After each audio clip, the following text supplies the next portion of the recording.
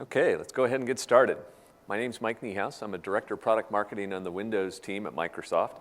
And in this session, we want to talk about really understanding what Windows as a Service is, why we did it, and also how you would actually implement that inside of an organization. So let's start off with the why. Initially, we started off thinking that doing Windows releases every few years is about the normal pace for organizations to adopt it. But what we've seen over the years is that organizations are shifting to want more capabilities faster. That's driven by a few different things. One is that organizations want to be able to show that they're more agile. They want to be able to prove that their IT organizations are adding value. And they want to be able to take advantage of these new capabilities to improve the overall productivity of the organization. So we've shifted as a company across Microsoft to a more frequent release cadence for pretty much all of our products, not just Windows, but also Office, System Center, Azure. All the different products that we have are now releasing much more quickly. It's all about getting those capabilities to you faster, getting them to the point where you can use them faster. So we started off doing it for that reason, listening to the customers and hearing that they wanted these capabilities more quickly. But we also needed to look at kind of the changing landscape, where we used to be able to have a release of Windows that could establish a pretty secure baseline for an extended period of time. I mean, we always had the threats that were trying to deal with vulnerabilities inside of Windows, trying to take advantage of limitations in the platform. But that's really accelerated over the past few years. It used to just be a few hackers in a basement trying to create havoc. Now it's nation states trying to attack organizations and governments. So the target has really changed. So this every 2 to 3 year release schedule leaves a protection gap where the bad guys have this stable platform to continue to try to attack and penetrate for a long period of time. That doesn't work anymore because, well, you want your data to stay secure. You want your organization to stay protected.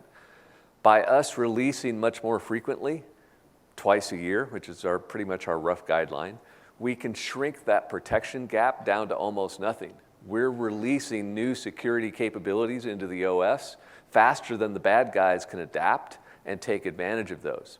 That's really the goal, is to try to stay at least 1 or 2 steps ahead of the bad guys so that we don't have to worry about exploiting the operating system.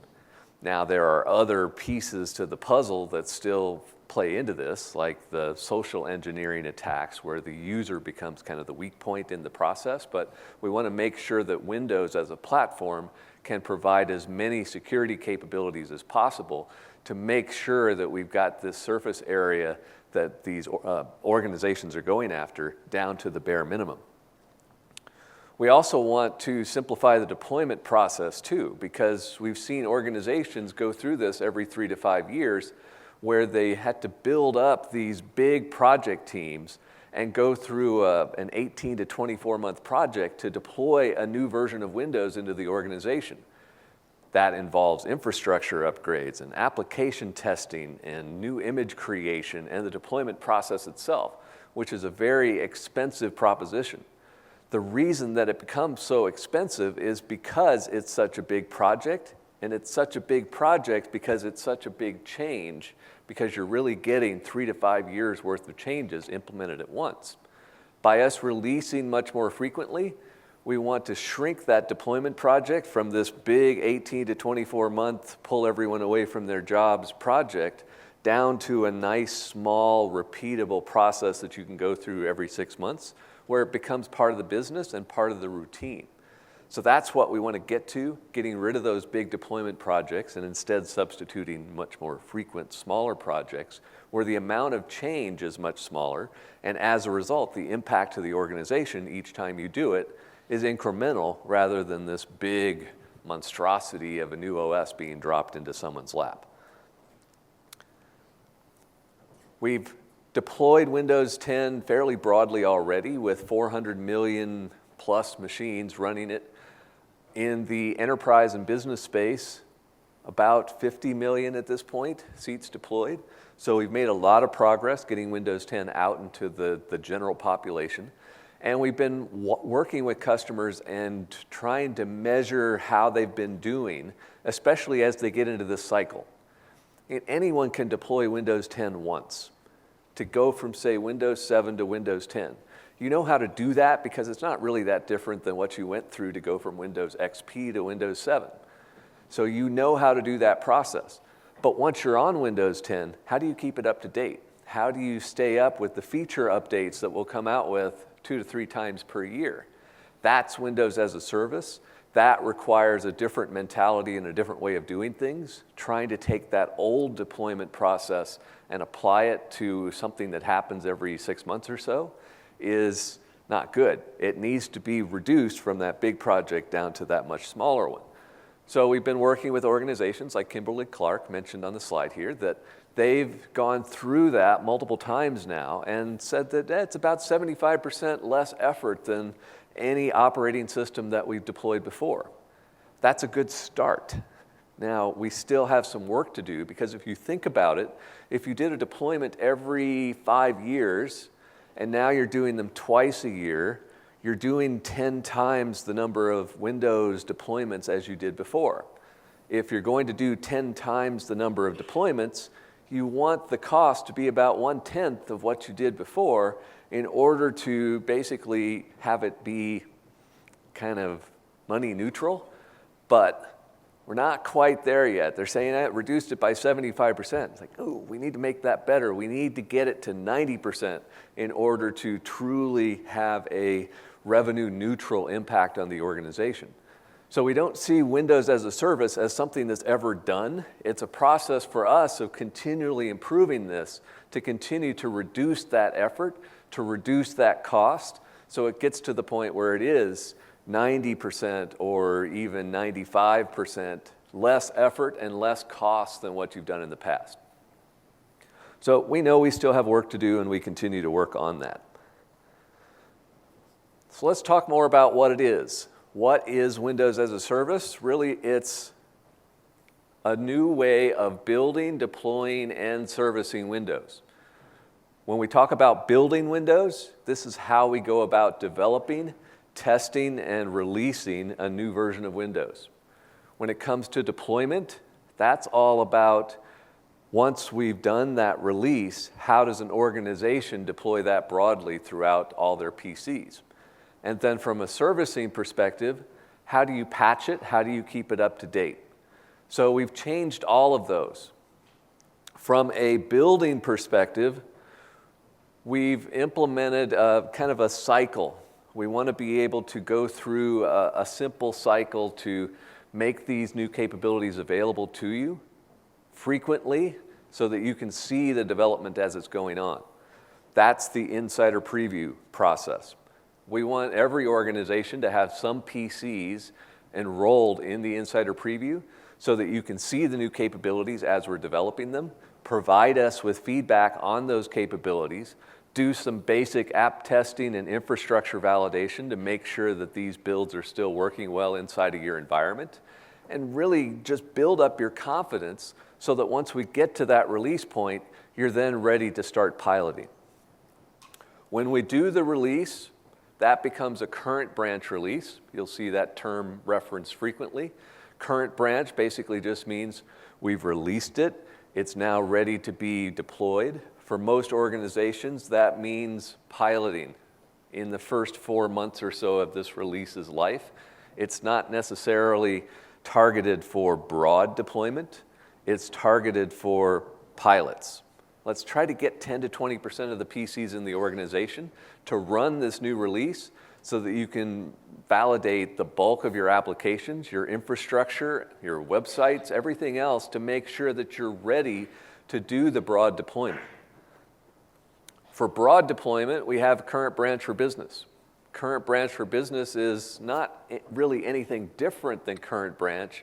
It's just a declaration to say we now believe the quality of this particular release is to the point where it can be deployed broadly throughout your organization. So that's where the rest of the PCs come in. Once we get to that point, 4 months in. We do have a long-term servicing branch available, but this long-term servicing branch really is focused on special purpose PCs, typically PCs that aren't running Office. If it's running Office, it's a general purpose PC being used for productivity. These specialized systems could be ATM machines, factory floor PCs, PCs that are controlling million-dollar pieces of medical equipment, controlling nuclear reactors, things like that. Those are special purpose where you don't want any change. You want complete stability with no new features for an extended period of time. That's where LTSB comes in. For the bulk of the population, they're information workers. They're using PCs for productivity. They want to be using current branch for business. So every organization probably has some long-term servicing branch eligible or applicable PCs, but for most organizations, that number is probably going to be maybe in the 10% range. It varies by industry, it varies by a bunch of different things, but you do want to look at the PCs that you have in your organization and figure out which ones are most applicable for current branch for business, the bulk of them hopefully, and then which are more suited for long-term servicing branch. The whole cycle that we go through for developing Windows takes about 6 months for each release. So as we go through a series of builds where we're creating new builds of Windows every day, those are initially tested out inside of Microsoft by the engineering teams themselves. I install a new version of Windows pretty much every day so that we can get confidence in the code as it's being created. If it's not good enough for us to do our normal day-to-day jobs, obviously it's not good enough to make it available to a few million insiders for them to try it out. So it starts off there. Maybe once or twice a week, it will go to a broader group of people inside of Microsoft for more extensive validation. Only then is it made available to Insider Preview. The Insider Preview branch, there's fast and slow. If you subscribe to the fast one, the goal is to get you a build about once a week. For the slow one, about once a month, so that you can then follow along in the progress and provide us feedback. So we repeat that as a cycle, every day, every week, every month, releasing those new builds for everyone to try out. So there's no secrets anymore. It's not like we're going to spring it on you at the end of a 6-month period to say, hey, look at all these new features that we created. Instead, you're going to be able to see these new features as they're being created. After we've repeated that cycle for about 6 months, we'll do a release. That becomes a current branch release. That current branch release is used for piloting, where you would do multiple rings of deployments. What are rings? Well, they're really nothing more than groups of computers. So you target a particular group of computers, test out the capabilities, test out application compatibility, and then expand out to the next ring or the next group. And you just keep expanding the population of PCs that are using this until you're fully deployed. Most organizations are going to have 3 or 4 pilot rings, probably starting in IT and then expanding out from there. And who knows how many broad deployment rings, probably anywhere from 4 to 10. That becomes more of a risk management exercise. You don't necessarily want to deploy a new release to the entire accounting department just in case they find an issue with a particular critical accounting application.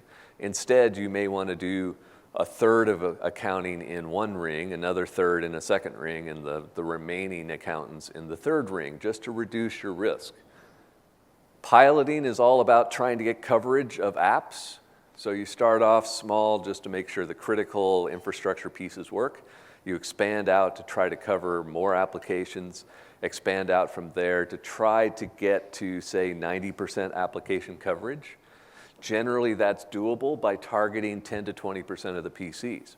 If you identify the right 10 to 20% of the PCs, you can have 90% of the applications validated just by people going about their normal jobs.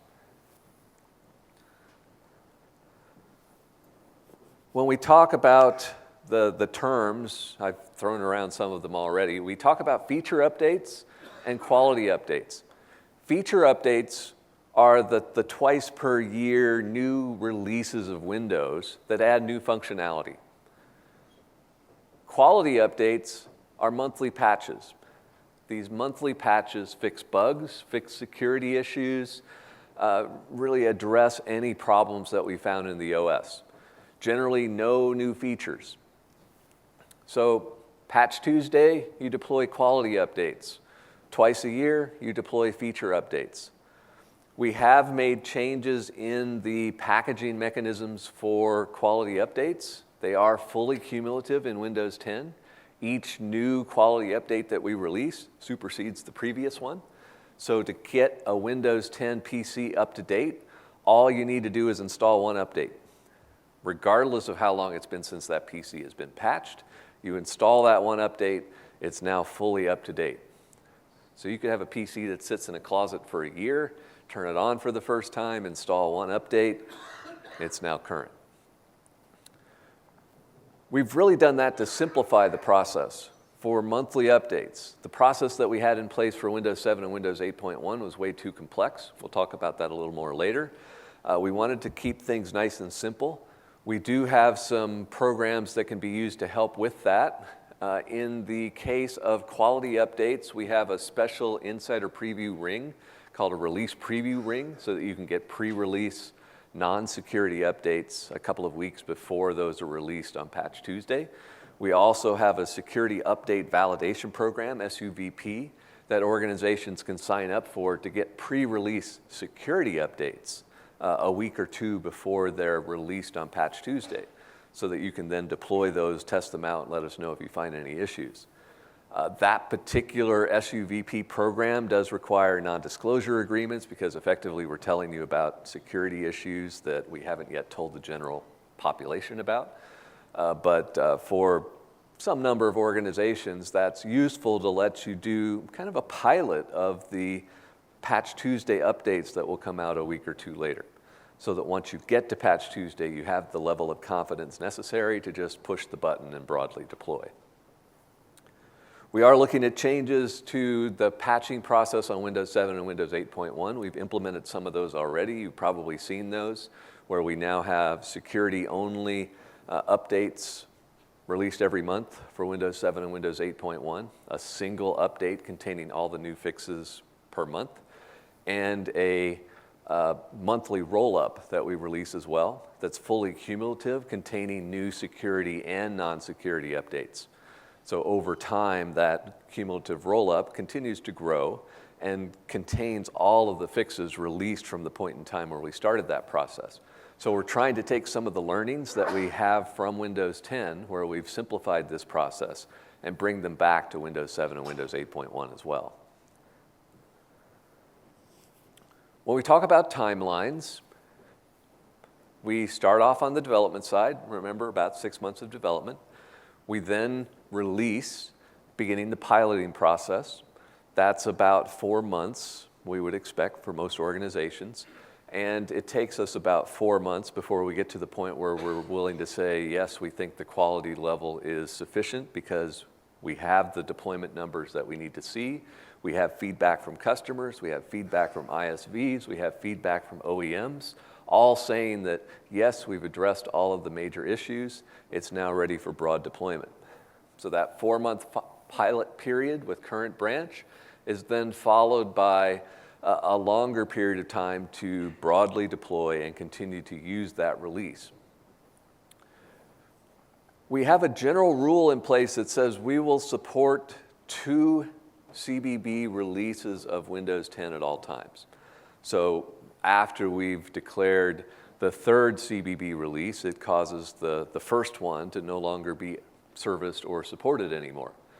Because there's not a whole lot of predictability yet on exactly when that would occur, we've added a 60-day grace period so that we give you an extra 60 days notice to say that Oh, by the way, when the Windows 10 1607 CBB media comes out next week, you'll have 60 more days of servicing for Windows 10 1507, which is the N-2 release, before it's no longer updated anymore.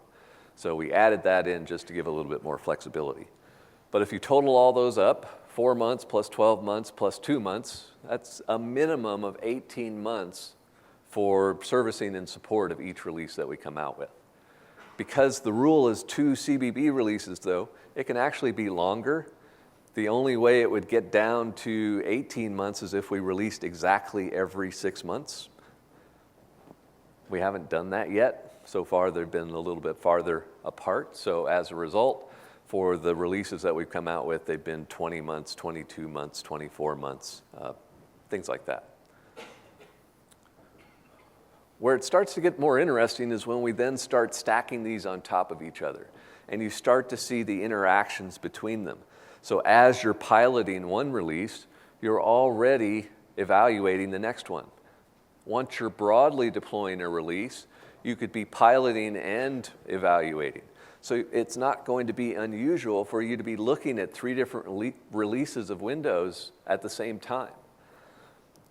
When we look at that kind of on the broader picture, you can see what that looks like, where we're currently in the 1607 release time frame, right on the line between piloting and deploying and use. So we're right here. If we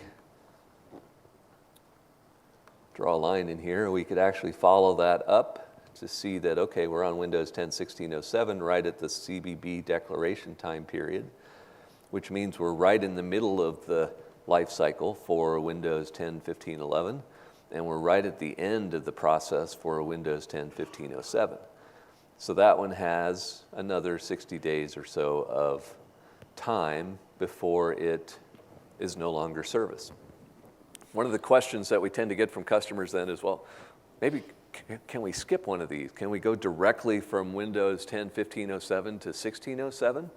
And generally, yes, we would say you could, but it's highly risky because the earliest you could start is when Windows 10 1607 is released, and you need to finish before Windows 10 1507 is no longer serviced.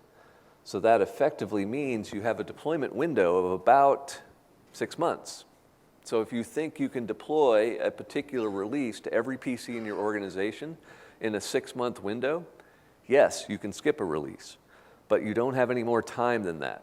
So if you run into a problem with a particular application or a website or anything like that that would cause a delay in your deployment, you could run out of time on Windows 10 1507 before you could get all your PCs onto 1607. That's why it's risky, and that's why we don't generally recommend it. We recommend that you stay up to date with each release as they come out. We do expect to have another release in 2017. We've already talked about that coming out early in 2017, probably in the spring time frame. So we'll see that one, and one more release in 2017 as well. So 2 releases in 2017, just the one in 2016, as you saw. So we had announced that previously, that we would only have the one in 2016, 2 in 2017, and then we'll look at the cadence, but our hope is that we can continue doing 2 per year after that.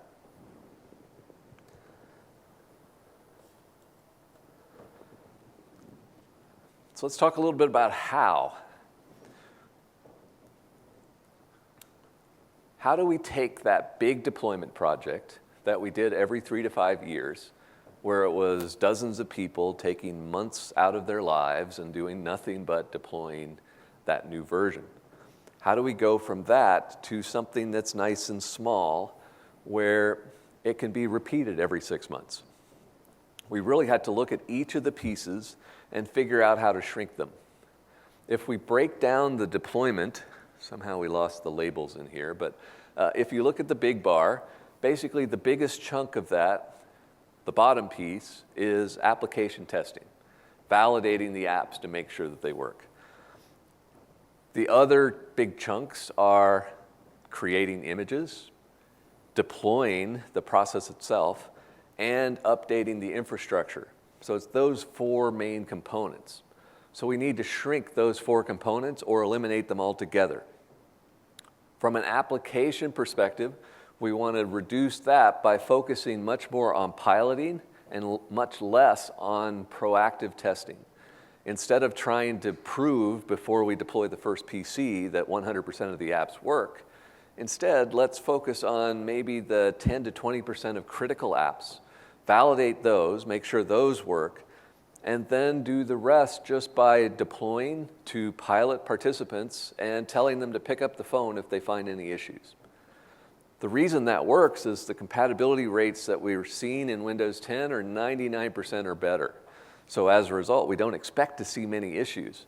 There can always be one or two or three, so it's not like it's going to be perfect, but we want to react to the issues as they're found rather than trying to proactively test looking for those few issues. What we've seen from customers in the past is that what they would go through, say when they were deploying Windows 7, is they would test 100% of their apps and then they would deploy. So they'd spend 12 to 18 months doing nothing but application testing. And you would think that after going through that huge effort, where you would spend anywhere from 1 to 4 hours of testing per application, that once you completed that effort, you would now be able to go full speed ahead and just deploy as fast as you possibly can. But that's not what actually happens. In most organizations, even after going through all of that testing, they still do a pilot process, doing these multiple rings of deployment, slowly ramping up the deployment speed once you're confident that there aren't any issues that you didn't find in your testing. So effectively, these organizations spent 12 to 18 months doing all this testing, and after that, still were really no more confident that everything was going to work. So they still had to do those pilots. So that's effectively what we're recommending is let's just skip that upfront work. Yeah, we need to do it for the truly critical 10 to 20% of apps, but for the remaining 80%, 90% of applications, let's just deploy and see what happens. Wait for the feedback to come from the early adopters, the early pilot participants to know how things are really going. From a deployment perspective, we want to move away from image-based deployments and the typical wipe and load to instead use an in-place upgrade process, because then we don't need to create custom images, and the deployment process itself is much simpler because we don't need to worry about re-injecting drivers or reinstalling applications. Much, much simpler. The infrastructure processes need to be simplified as well. The config manager team's been working on that pretty hard with their config manager current branch to get it to the point where it's trivial to upgrade from one config manager release to the next. So they've moved to their own config manager as a service infrastructure to really be able to do that effectively. From a Windows Server perspective, what we try to do is break the dependencies between Windows 10 on the client side and any Windows Server capabilities so that you don't always have to upgrade your server infrastructure to match the upgrades coming to your clients. That doesn't mean that there won't ever be features in Windows 10 that don't require new releases of Windows Server, but it means that if you have Windows Server 2008 in your environment and you want to drop Windows 10 in place, all the key core functionality of Windows 10 will work just fine with any supported version of Active Directory, with any Windows Server release, so there's no infrastructure upgrades required for those sorts of things. So the basic strategy to go through, let's figure out what PCs we want to run Insider Preview on. Hopefully you have some number of spare PCs that you can put in a lab somewhere and try those out. Or if you're an IT desktop person, you can have a secondary PC where you're running the Insider Preview build, trying to use it for normal day-to-day tasks. I run Insider Preview all the time and use it to do my normal work. There are some days where I'll install a daily build and I can't get any work done. Okay, I can reach in my drawer and pull out another laptop and use that until they can fix those issues. But we want to have a sufficient amount of usage on these builds to make sure that everything's working okay. We want to identify special PCs that would run LTSB because we're going to treat those differently. Let's move those off to the side and treat those as kind of a separate project to deploy the LTSB release to those. Let's look for volunteers for these pilot deployments. There's nothing worse than being volunteered to test things because volunteered people generally aren't very happy that they were volunteered.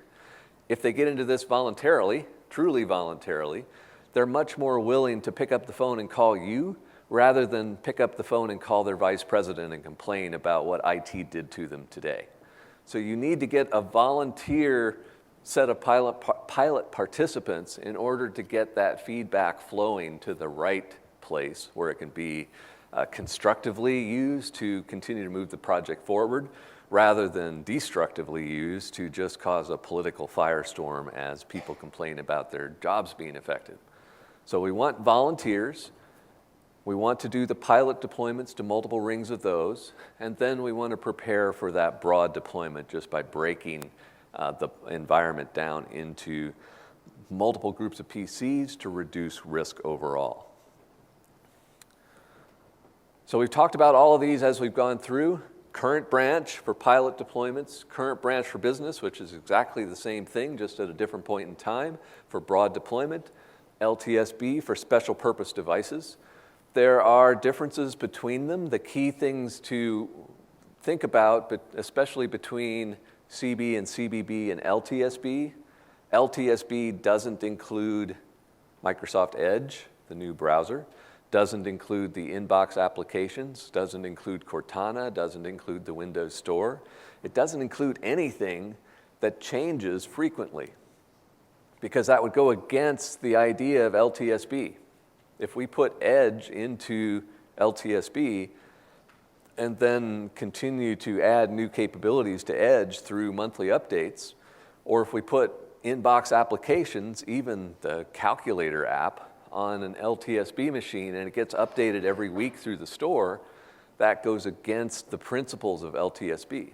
So that's why we've removed all of that stuff. We've stripped all of that out of LTSB just to create that core application platform OS to be used for those special purpose PCs.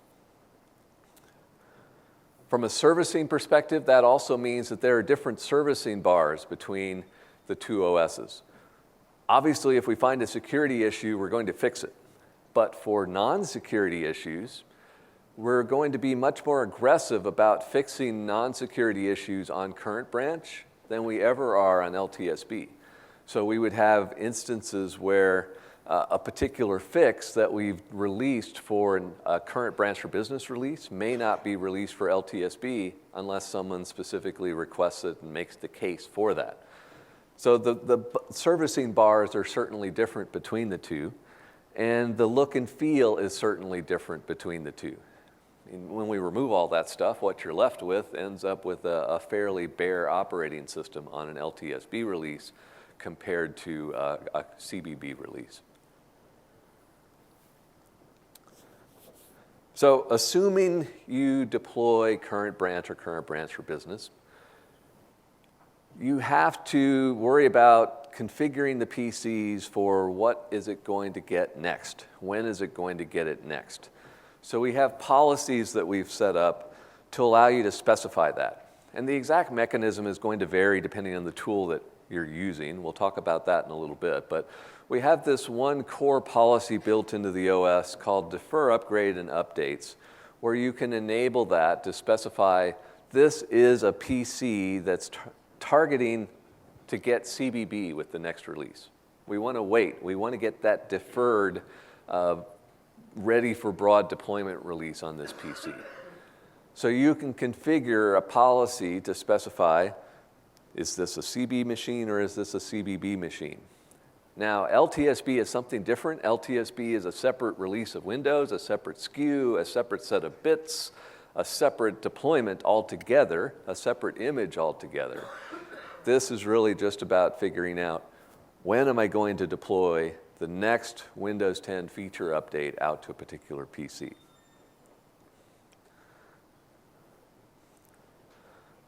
So we want to go through this cycle. validating critical apps, hopefully 10 to 20%, like I mentioned before, doing pilot deployments to 10 to 20% of the PCs in the organization, reacting to any feedback provided by those pilot participants before we do the deployment to the broad population. In order for this to work, obviously, we need to have some pretty good application compatibility, and we think we do. From a desktop application perspective, your typical Win32 apps, 99% is pretty normal at this point. There are always a few issues, especially with antivirus software. Third-party antivirus products have a tendency to hook into the OS using non-public APIs, and as a result, they're affected by each new operating system release. We're trying to work with those antivirus vendors to get them to use documented APIs so that that doesn't happen, but until that happens, you'll tend to see issues with apps like that. But for traditional productivity applications, not really a concern. 99% of them will continue to work. Main reason for that? We're not changing the Win32 APIs. If we don't change the Win32 APIs, the apps don't break. As long as the apps are following the rules and just using those published APIs, they should be fine. We also watch insider feedback telling us about issues that come up with applications, like the insider preview build that went out this week. We discovered that it caused an issue with Quicken.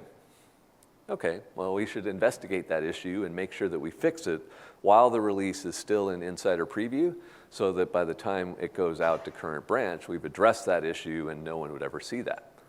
We also are watching our own telemetry to be able to see application crashes, to be able to see changing usage patterns of applications, really just so that we can be able to figure out that something must not be right because people are using their PCs differently. A good example would be we release an insider preview build and people stop using Microsoft Edge. Well, that's a pretty good sign that there must be some serious issue with Edge to cause the usage to go from here to there just because we released a new build. So we should investigate what those issues are, try to get the confidence level back up so that people continue using it again. So we do all of that during the insider preview program, during the preview process, so that we can try to address all of those issues up front. From a website perspective, we have IE11 and Edge as two browsers included in Windows 10. We want organizations to use Edge for all the modern HTML5 websites and use IE11 for all the legacy stuff. With the enterprise mode features that we released on top of IE11 and carried forward into Windows 10, we've tried to make that as easy as possible. With the anniversary update that we came out with, Windows 10 16.07, we added a new feature to make that even easier. So we have policies that we can put in place on a PC so that we can have Edge as the default browser. But when a user types in a URL for an incompatible website, it automatically launches IE and uses that particular website inside of IE with the normal enterprise mode rules to configure the doc type and the compatibility mode and all that good stuff. The challenge that we had before Windows 10 16.07 is after people got redirected to IE, they tended to stay in IE and they never went back to Edge because they didn't really notice that a new window popped up and they started browsing in a new window. They were just browsing away and then they go to the address bar and they keep on browsing from there. So with 16.07, we added a new policy to direct them back to Edge for anything that doesn't require IE. So they can be working in Edge, going to all their modern websites, doing all the normal work. They can then type in a URL that requires IE, maybe because it has an ActiveX control or doesn't support modern web standards. So it gets redirected to IE. If they then type in a normal website like msn.com, they get redirected back to Edge and they continue on from there. So it works really well to kind of slowly over time get rid of those legacy pieces, move them to modern web standards, over time reducing the reliance on IE11, but you don't have to do it all at once. You don't need to do it on any particular time frame. We have no plans to get rid of IE11 in Windows 10 anytime soon. We'll keep it around for compatibility use, as long as anyone cares. But we're not investing any new, we're not putting any new features into it. We're not enhancing it any. We're just keeping it around for compatibility. All the investments go into Edge to make it faster, to make it compatible with all the latest web standards, to make it the best browser that's out there. But by the two of them working together, you get kind of the best of both worlds. If you've gone through the effort of getting enterprise mode set up and moved to IE 11 on Windows 7, which most of you probably have already gone through, that carries over to Windows 10 pretty much unchanged. So you've already handled the hard part of web application compatibility just by getting to IE 11 and enterprise mode. So moving to Windows 10 is pretty easy there. From a hardware perspective, Windows 10 supports any PC capable of running Windows 7 or Windows 8.1. The hardware requirements haven't changed. The driver compatibility is pretty good. There are some drivers that are incompatible and need to be updated, primarily due to bugs in the drivers themselves, but we've identified most of those by deploying to 400 million consumer PCs, which use the exact same drivers. So we know which drivers are bad and which ones need to be updated, and we'll talk about some tools here shortly that can help show you what drivers you might need to update in your environment. The biggest challenge for most organizations, even if they know the applications work, even if they see 99% compatibility, even if they do the testing themselves and don't see any issues at all, the issue is support statements.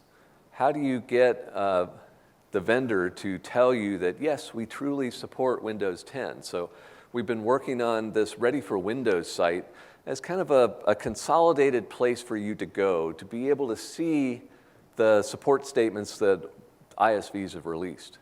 So through this website, you can search for a particular ISV or a particular app, get a link to their support statements, and even more. So you can see details about the versions of the application that we're seeing via telemetry and which ones are being broadly used already on top of Windows 10. If you see a particular application that's used on millions of Windows 10 PCs, it's probably not one you need to spend a whole lot of effort testing. But now if you're running a version maybe an older version of an application that we don't see any telemetry proving that other people are running that same version, that should be a red flag. That should be an application that you want to spend a little bit more time on. So it's a kind of a good starting point to give you more information about not only the support statements, but also the usage that we're seeing of those particular applications out in the real world. So we want to go through a basic process of building up an application portfolio. I mean, you can't validate your applications if you don't know what applications you have. So that's step number one. You need to figure out what desktop apps and what web apps are being used throughout your organization. Once you've figured that out, you can then prioritize them, figuring out which ones are truly business critical, which ones are less critical, which ones you don't even want to worry about or don't want to support. So you prioritize that list and then try to validate the business critical applications using structured testing or maybe even automated testing. What can we do to try to make that easy? Well, we need to talk to the experts on the applications. We need to build up the test scripts. We need to be able to execute those quickly. We need to be able to do that validation in a short period of time, but only for 10 to 20%. We want to leverage pilots for validating the broader set of applications. We have some tools that can help with that, like Windows Upgrade Analytics. It's a new service that we released that leverages Windows telemetry to be able to show you first the inventory from your organization. Here are all the apps, here are the Office add-ins, even the websites that are being visited if you want to enable that. That's the starting point. We then want to take that Ready for Windows data that we talked about before and merge that in, and also take the results of our compatibility testing as well as the compatibility information that's being provided to us by ISVs, and merge that into one set of data that you can then drill into to see what's your environment look like. Here's what I have, here are the known issues, here are the remediation steps that I need to take, so that you can work through this as a process to go through to simplify your deployment project. So let's take a minute and look at first Ready for Windows. If you haven't gone to readyforwindows.com, it redirects to a developer resources page, which you might initially look at and say, ooh, that's not what I was looking for, but it is. You can basically search for a particular application. Like maybe if I search for Citrix, it will show me all of the applications, everything that matches that particular search term. Maybe I want to see for Citrix Receiver, what are the details? I can see that it is supported on Windows 10. We have a link here that takes you to the Citrix website so that you can see the support statement. And then it tells you that this particular version, which is the highest version that we've seen, or the most adopted highest version, is running just fine on Windows 10 16.07. But we can dig into all of the different releases that we can see from our telemetry and see which ones have insufficient data, which means that we're not seeing this on a large number of PCs, we're just seeing it on potentially just a few hundred. Which ones are showing up on a fair number, so we can see that this is adopted and being used, and which ones are actually highly adopted, which means that it's a fairly common application on tens or hundreds or millions of PCs that are in use in the environment. So just being able to see that sort of information is useful. Now the other service, Windows Upgrade Analytics, takes it even further. So to enable this, we have to do a few things. One is we need to enable telemetry to at least the basic level so that this inventory gets reported to Microsoft. We need to tag the PCs with a particular identifier to say these belong to your organization, because otherwise all telemetry is anonymous and we can't tell you which PCs are yours versus which PCs belong to someone else. So they have to be tagged. There's just a GUID that needs to be put into the registry that says these PCs should be grouped together by that GUID. But then you can do the reporting based on all of the inventory collected from all the PCs with that particular identifier and begin to drill into the data that's available there. You can collect this data from Windows 7, Windows 8.1, and Windows 10, so it can be used both to get you from your current OS to Windows 10 and also to stay up to date with Windows 10 once you've already deployed the first release. So it can show you just the basic details. In this case, I have 15,000 computers. Step one, I can go through the list of applications and try to figure out which ones are business critical. So this is kind of a manual step to go through and take your application portfolio details and put them into the tool to be able to tag the apps that are most critical, which ones are important, which ones I don't really care about. We can then use that as part of the reporting as we get deeper into this. Once we've done that, we can start working through the issues. So we can see, based on the inventory that we've collected, what apps have known issues based on either our testing or information that we've received from the ISV, or even things that you've manually put in. You could manually indicate that a particular application has an issue. And in some cases, there can be fixes available. So we may know of a particular issue, but we also know how to fix it. So we can give you a link that points you to the instructions on how to address that particular issue so that you can then remediate that issue before you deploy Windows 10 out to that particular PC. We can help with the identification of pilot PCs and really applications that would be used on those pilot PCs by identifying apps that don't have any issues.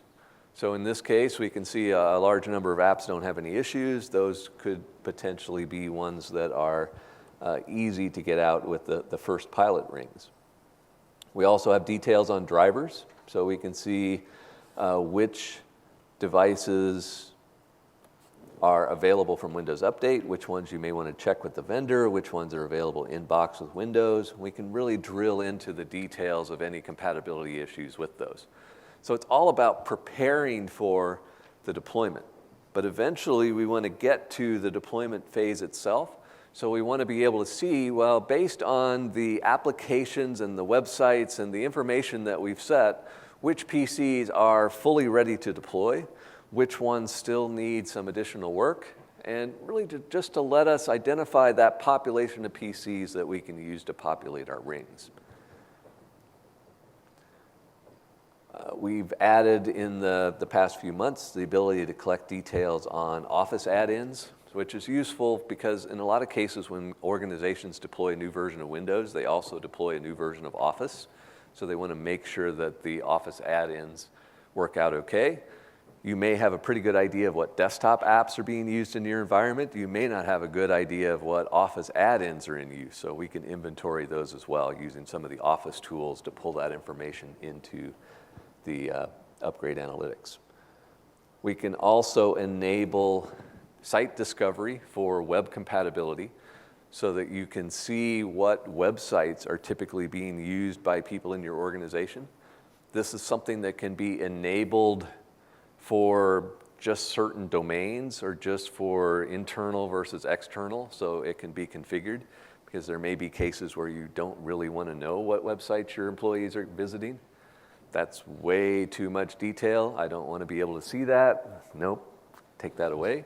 But I really would like to be able to see, well, what websites are they using internally? What's the most frequently used websites? What are the most common business applications that are being used so that I can focus validation testing on those particular websites? So there are some configuration options available for that. But it's all about being able to use this data to drive the process, to be able to see what's going on, to be able to see what remediation steps I might need to take to address applications where we know that there's a particular issue. So we can drill into this data to be able to see the specifics of the applications, down to the publisher name and all the details that are available from there. So it's a useful tool. It's free to use. The only steps that are necessary are what I mentioned before. Telemetry needs to be enabled, which requires the PCs be configured to send it and to also tag the PCs with a particular GUID that identifies that they're part of your organization.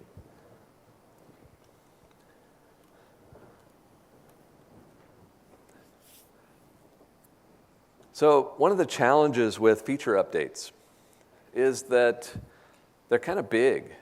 I mean, we release new feature updates, which are complete Windows releases twice per year. And if you look at the size of Windows 10 media, the Windows 10 x64 media is about 3.5 gigabytes. So you have to deploy that full 3.5 gigabytes out to a PC in order to deploy Windows 10 to it initially, and then you do that again about every 6 months as we release new feature updates.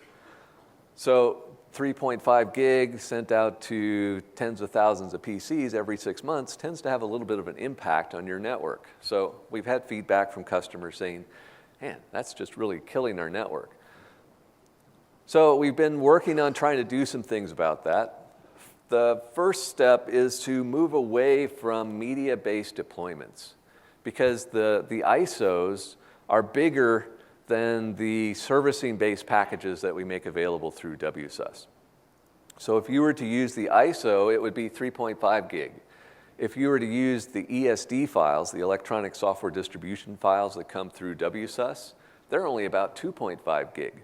So you can shave a gigabyte off of the size just by using a servicing-based approach, which would mean WSUS, or in the case of Configuration Manager, using the Config Manager Current Branch Windows 10 servicing feature. Both of those can leverage those 2.5 gigabyte ESD files rather than the 3.5 gig ISOs. So that's the first step. We can get 30% smaller just by shifting over to ESD files. But we want to be able to take that further, so we're working on some enhancements for later in 2017 to be able to reduce that by about another 35% by doing what's called a differential upgrade. With these differential upgrades, we'll still be using the ESD file, so we start from that 2.5 gigabyte size. But we've added some intelligence on the client side to be able to figure out what's changed and what hasn't. If a particular file hasn't changed from the previous Windows release, we don't need to reinstall it. We can leave that behind. So the client figures out what files have actually changed and just downloads the byte ranges that contain what's changed. So as a result, it can download 35% less because there are plenty of things inside the OS that don't change from release to release, like fonts and WAV files and bitmaps, and there's a whole bunch of stuff that doesn't change from release to release. So it downloads what has changed and then goes through the same in-place upgrade process that happens today to install that particular feature update. So it doesn't necessarily change the process that much. It just makes it more intelligent to only download the true differences and reduces from that 2.5 gig size that we talked about before to something roughly around 1.8 gigabytes. So that's a pretty big improvement overall, going from that initial 3.5 down to about 1.8. So it's about half the size of what we initially talked about. But it enables us to do this more easily. Now, it's still a non-trivial amount of content to be pushing around the network, but we'll talk a little bit more about peer-to-peer and some other mechanisms that you can use in a moment. When we talk about patching, the monthly patching process, I mentioned before that we redesigned the way we were doing this in Windows 10 to solve this particular problem. What we've seen with Windows 7 especially is that organizations selectively patch. We release a whole bunch of security fixes every month. We release a whole bunch of non-security fixes every month. And most organizations deploy every single security fix that we release, except the ones that cause them problems. And they deploy they deploy none of the non-security updates, unless they actually ran into that particular issue. So they might deploy a few non-security fixes. So it ends up with a kind of this patchwork of patches being applied to a Windows 7 PC, and every organization has a different patchwork. What we test before we release new updates is a fully patched Windows 7 PC. Windows 7 SP1 plus every hotfix that we've ever released publicly. We will validate those updates against that fully patched PC just to make sure it didn't cause any issues with the thousands of PCs that we have in our test labs. And guess what? We won't find any issues. But when you deploy those same updates out into a whole bunch of randomly patched patchwork PCs, we start to find issues. Blue screens, driver issues, all kinds of assorted things happen. So in order to improve the overall operating system reliability, we have to improve the overall operating system consistency. And we do that by making sure that we can't run into that. By doing a cumulative update every month that's fully cumulative, containing all the fixes, always superseding the previous months, and always adding new fixes to it, we can prevent that from ever happening and making sure then that Windows 10 is truly as reliable as possible. The downside is, guess what? These patches get bigger every month. So if you looked at Windows 10 15.11, it started off with the first month's patch being about 100 megabytes. And each month it grew and grew and grew and grew to the point where back in October it hit just about a gigabyte. So remember, we were talking about 3.5 gig for the media, 2.5 for ESDs, and reducing that to 1.8 gig with differential upgrades. That's once every 6 months. This is every month. Imagine having to deploy a gigabyte patch to every PC every month. That's just not too workable. So we've got this great technology to solve that problem called Express Updates. And express updates enable the client to only download the delta, only download what's changed from the previous month. And it works great with Windows Update, and it works great with WSUS. How many of you are using WSUS or Windows Update to update your PCs? Some of you. You may not have enabled express updates. If you haven't, please do. It will help this problem tremendously. The challenge, though, is that for everyone using something else, whether that's System Center Configuration Manager or any third-party patching product, they don't support express updates because we've never told them how. So with Config Manager and Windows 10 today, you would have to deploy a full gigabyte out to every PC every month. That's a painful process to go through, because if you think about feature updates, you're doing that about every 6 months, spreading that network traffic pretty evenly across that 6-month period. In this case, you're deploying 1 gigabyte per PC and probably deploying that to every PC in your organization within a period of about 3 days. That's the typical SLA for deploying patches, 3 days. That really hits the network. So that's why we've been focused on trying to solve this particular problem in the near term by enabling express updates more broadly beyond just WSUS and Windows Update. So we first had to change the operating system. We did that with the Patch Tuesday update that came out in January for Windows 10 1607. We exposed some new interfaces so that these products can now tell Windows, please install this particular Windows update. Here's the express package. It's at this URL. So we then enable these management tools like System Center Configuration Manager to still do what they do best, which is distribute that content out to distribution points, but enable them to work with the Windows Update agent to do an express installation where the client will then only download the pieces of the update, the particular byte ranges that have changed. So instead of downloading that 1 gigabyte package, it just needs to download the delta from the previous month, which is typically only about 100 megabytes. So instead of a gig, we get 100 megabytes. That's where we get about an order of magnitude savings in the monthly patching process. In order to do that with Config Manager, you need to be running Config Manager 1610 plus a hotfix that they'll be releasing within the next few weeks. Once that's enabled, then the client will know how to do this, and it will be able to drastically reduce the download size. We're working with third parties on implementing that in their patching tools as well. If you have any questions about a particular patching tool, certainly talk to the ISV and let them know that you're interested in doing this. But until they implement and make some design changes inside of their product to take advantage of this, they'll still have to download that full gigabyte package rather than just the 100 megabyte delta. Regardless of whether you're downloading a gigabyte monthly patch or a 100 megabyte express update or a 3.5 gigabyte ISO or media content or a 2.5 gig ESD file, doesn't matter. It's still a big amount of data. And yes, you can set up your network and your infrastructure and your distribution points and your switches and everything else to try to handle that amount of data. Or you can implement peer-to-peer technologies to try to shift that traffic to other parts of the network.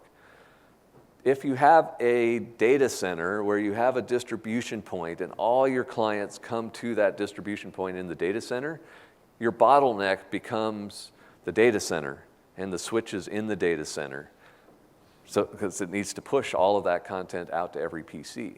But if you implement a peer-to-peer solution, you can get it set up so that one client on each particular subnet downloads those pieces and all the other clients then grab from that one. So it's a true fan-out mechanism that's used to shift all of that network traffic out to the edges of the network where there's a whole lot more capacity. We have a variety of tools to help with that. Branch cache is built into the operating system. It works really well with WSUS and Config Manager. Delivery optimization is a new peer-to-peer mechanism built into Windows 10, primarily for use with Windows Update.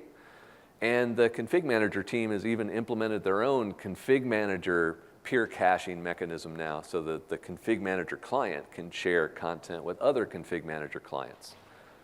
There are also third-party products that can add into config manager, alternate content providers, and other third-party management tools tend to provide peer-to-peer capabilities as well. So we don't necessarily care which peer-to-peer mechanism you put in place. We just recommend that you have one in order to enable efficient distribution of these large packages that would be pushed around your network. With these in place, 90% of the traffic can be shifted away from that core distribution point and out to the edges of the network. So your distribution point suddenly take a deep breath and say, oh, thank God, I don't need to serve all of this content out to all of those PCs anymore. So definitely look into that. We've provided some documentation out on the Windows as a Service TechNet site, really explaining how to implement branch cache, delivery optimization, or any other peer-to-peer mechanism to help with this particular set of bottlenecks. So I mentioned a few of these tools. Windows Update basically is the default. Just point all your PCs out to the cloud and let them get updated automatically. We added another layer on top of that called Windows Update for Business, which enables you to defer the installation of these updates. So you can get quality updates, the monthly patches, and feature updates, the every 6-month new releases, through Windows Update, but specify delays to say, I want to wait 3 days before installing quality updates and 3 months before I install a particular feature update. So you can put rules in place on different groups of PCs to say, when should this group of PCs get a particular update? So it's putting the updating process on autopilot, similar to if you just pointed all the PCs directly to Windows Update, but enabling you to stagger the updates so that they're deployed at different points in time.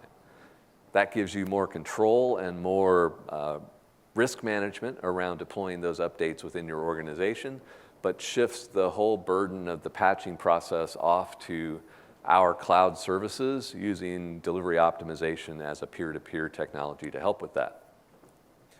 So as organizations move more toward cloud management and cloud identity, moving to Windows Update for Business kind of naturally goes with that. So if you're managing PCs using an MDM service, Windows Update for Business works really well alongside of that to be able to patch them from the cloud. Most customers today already have an on-prem patching infrastructure, whether it's Config Manager, WSUS, or third-party products.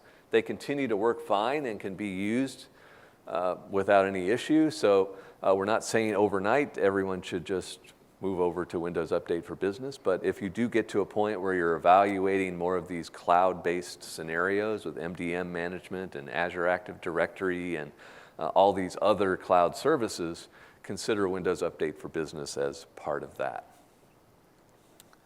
When we look at Windows Update for Business, it's really all about it being as simple as possible. You can't get much simpler than Windows Update. Point all your PCs to the cloud and let them get patched. But we do need to provide controls. We do those controls through a variety of mechanisms, whether it's group policy or MDM policies being applied to the machine. And we've been slowly tweaking those as well. Originally in Windows 10 1507 and 1511, we didn't provide a whole lot of flexibility. You could defer quality updates in weekly increments. You could defer feature updates called upgrades in monthly increments up to 8 months.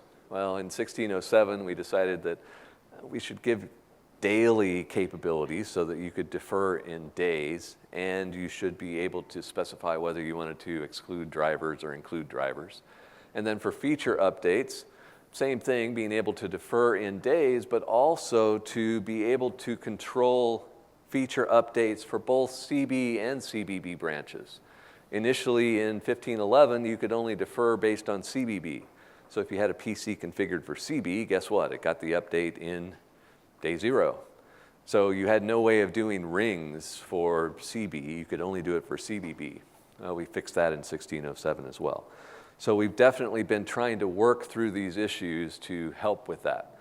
We've done some integration with WSUS so that now you can have some updates coming from WSUS, say for Office and other Microsoft products with Microsoft Update, but then have Windows updates come from Woo for Business. And we're working in the future on adding more reporting capabilities into a Windows analytics service, similar to Windows Upgrade Analytics, but for update compliance reporting. So more coming on that in the future. The basic flow that you would go through is you need to create deployment groups, configure them to specify when each group should get a particular update, whether it's a quality update or feature update, and also configuring delivery optimization. There are some email aliases if you ever have any questions around Windows Update for Business. We won't get into those too much, but they'll be in the slide deck that's available on the site. If you have any questions around those, send us an email and we'll answer back for those. If we look at the actual implementation, the policies are pretty simple for Windows Update for Business. That becomes kind of the first challenge for most people is they think, okay, Windows Update for Business is WSUS in the cloud. Well, no, because it doesn't have a true console. It just has policy settings that get applied to the PC. So in order to configure a group of PCs, you need to create different group policies, and for those policies, put in different deferral periods. For example, for the first ring, which could be called Pilot IT, you may have group policy settings for Windows Update. Under administrative templates.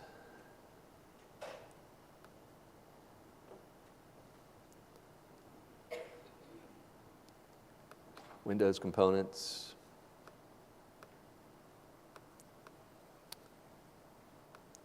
Windows Update, defer Windows updates. These are the new policies for Windows 10 1507. So you can specify when quality updates are received. You can enable that and specify the number of days before those should be installed on this particular group of PCs or any group of PCs where this policy is being applied. And the same thing for feature updates. For feature updates, you can configure should this particular PC be current branch or current branch for business, and then how many days should you defer beyond that. So if I said current branch plus 47 days, it would wait for a particular release to come out, a new feature update, 47 days beyond that, and then it would install on this particular PC. If I said current branch for business, and 47 days, it would wait until the current branch for business has been declared and that the media is actually available on Windows Update, 47 days beyond that date, and then install the update. With Windows 10 1607, the media was just published to Windows Update yesterday, so if you did current branch for business plus 0 days, guess what? It would have installed yesterday. Any further delay beyond that is calculated based on yesterday's date for 1607. So you've got that simple set of policies that gets applied to a group of PCs. So you would need different policies for each group and different groups, and then target those particular GPOs to those groups. So not a whole lot of configuration to it. It's all about setting 3 or 4 different policies on those PCs. In the case of WSUS, same basic idea, that we need to enable upgrades to get the feature updates into WSUS. But once you've done that, if you wanted to do targeting based on rings, you can do that through the WSUS console. So you can create multiple groups of computers, kind of similar to what I did before, populating those with different PCs. And then you could specify some auto approval rules for maybe the first ring. So I could say for Pilot IT, when any new feature update shows up, go ahead and approve it.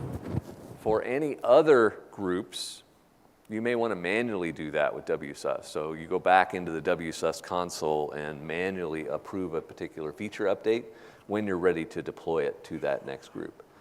So just having the feature updates available inside of WSUS is enabling that for the new releases that we come out with, and then the monthly patches are in there as well. But it's kind of standard WSUS stuff from that point. Requirements around? Yes, the requirements are for WSUS 4.0 in order to support the feature updates. WSUS 4.0 is included in Windows Server 2012 and above. So if you're still running Windows Server 2008 or 2008 R2, that's running WSUS 3. You need to upgrade to Server 2012 in order to support feature updates. Monthly patches are still supported by WSUS 3, but in order to do feature upgrades, you need to move forward. System Center Configuration Manager has multiple ways of deploying feature updates. You can do it via task sequences, which uses media. Media is bad. Remember from before, media is 3.5 gig, ESD files are 2.5 gig, so it's not that it's bad, it's just bigger. So if you wanted to use task sequences, you can do that. The preferred mechanism would be to use the servicing plans that have been added in Config Manager 1602 or later to really automate that process. So you can create these servicing plans and just tell Config Manager at CB plus X number of days or CBB plus X number of days, go ahead and deploy any new feature update to this collection of PCs, putting it on autopilot again. So that works out pretty well. For most customers, they may not quite be willing to put that amount of automation in place, so you can do it manually as well. If I click the right place. You can, in Config Manager, manually do that deployment too. It's just a question of how much control versus automation you want. So you can see all of the feature updates showing up in the Config Manager console. In this case, we can see that they were refreshed yesterday because of the CVB bits being pushed out. You can then create multiple servicing plans to deploy those, and it will automatically process those. Slowly. So they tried to make it as simple as possible. Unfortunately, what they found is that most people don't want to use this because they don't want to define a rule today that will execute every time something new syncs from WSUS to start doing that deployment potentially before it's ready. So it's not necessarily that heavily used, but it is something that is available that hopefully over time people will get more confident in. If you wanted to manually do it, you can just select the Windows update from the All Windows 10 Updates, right-click and say Deploy and walk through the wizard from there. Just by selecting, say, Windows 10, maybe Windows 10 Pro, right-click and say Deploy and walk through the simple 15-step wizard to do that. Servicing plans, pretty much the same type of structure that we saw with WSUS and with Windows Update for Business. To create one of those, you can run the wizard to say you want to create one. Yes, I know there's a new version of the console. Oh, and now it's going to shut it down and upgrade it. But the wizard lets you specify current branch versus current branch for business and then a slider for the number of days that you want to update.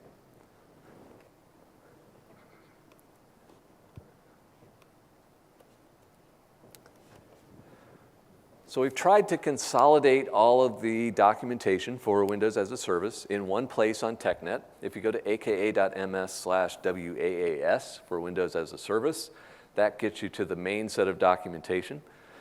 We tried to summarize it even further then recently. We published a new kind of a quick overview to Windows as a Service, which has all the key definitions and timeframes and terminology all in one place. It's about 2 pages long, but summarizes everything that I went through in this session. So definitely read through those docs.